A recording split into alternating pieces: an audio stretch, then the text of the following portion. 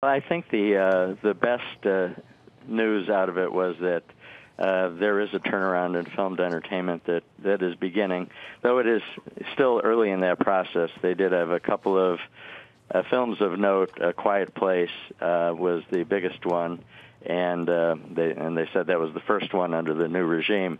And then Book Club was a modest hit and acquired very inexpensively.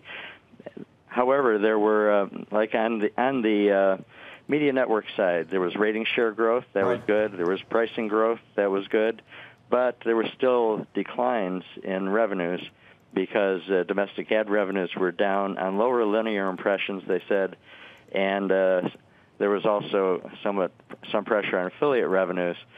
So it sort of exemplifies the challenge they have. Even if they do a little better in some of those networks, they're still fighting the cord cutting and some of the other issues that are probably plaguing them more than some other companies.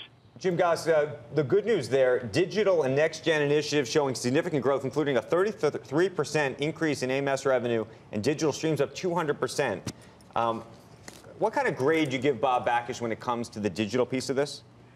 No, I think he's doing very well on that score. However, it is early in some of those initiatives, and Viacom has always had a focus on sort of the younger demographics, and that's been somewhat a mixed blessing. It's hard to reach that demographic, but as you reach that demographic, it's also the ones that are most likely to either find a different way to get it or maybe not Hey, Jim, pay for it.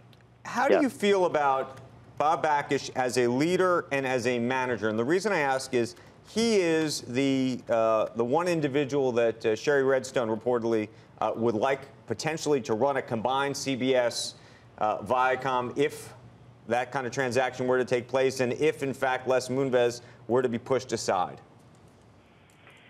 Well, I think he's done well. I can't say that I particularly know him at this stage, but I've naturally watched him progress, and I know he was the leader in the international markets where Viacom does have an edge. So, you know, that's very good. But I still wonder about the fit of CBS and Viacom at this stage. Not because either are terrible companies or great companies, however you're scaling it. It's just that they've seemed to grow apart in terms of their intent to capture their space in the media landscape.